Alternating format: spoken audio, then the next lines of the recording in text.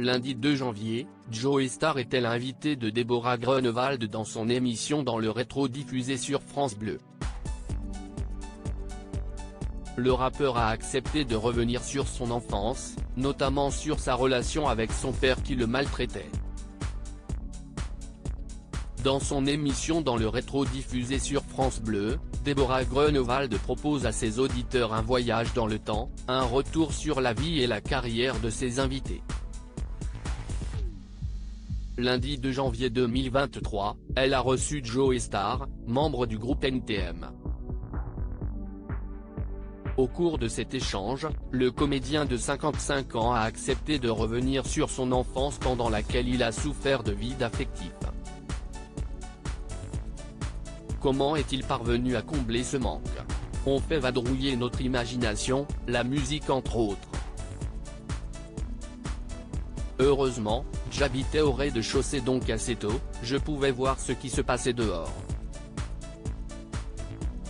Ça m'a aussi aidé à vadrouiller sur place. Enfin voilà, des choses de gamin, a-t-il expliqué. Je suis encore en construction dans ma relation avec les autres. Joey Starr a aussi été exposé à la violence de son père. Est-ce que sans ces violences, vous auriez été Joey Starr aujourd'hui? Lui a demandé l'animatrice. Bien sûr que ça fait partie de. Si est-il pas quelque chose que je mettrais en pratique pour avoir des enfants remontés? Je pense qu'il y a d'autres manières d'éduquer des enfants. Je passe beaucoup de temps à dire à mes enfants que je suis très fier d'eux et que je les aime. Si est-il plus moteur, a-t-il commencé. Et de poursuivre, il a fallu que je me construise avec tout ça.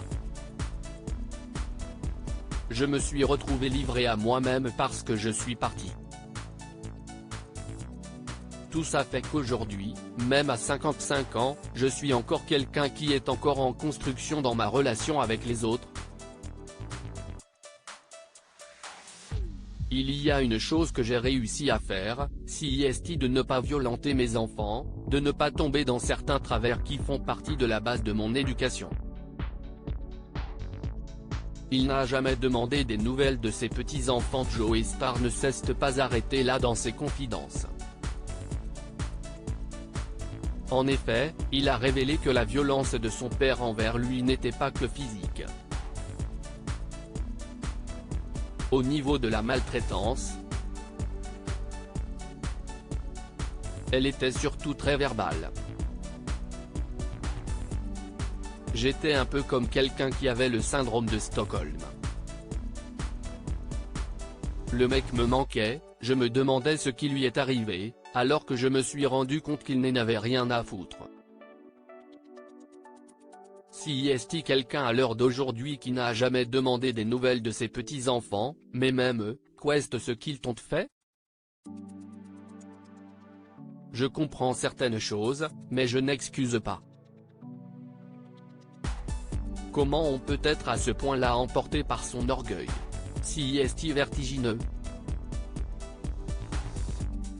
La vie me propose, des enfants, autant me focaliser là-dessus, a-t-il confié. À lire aussi. Je me suis toujours adressé à eux comme à des adultes. Joey Starr revient sur l'éducation spartiate de ses enfants.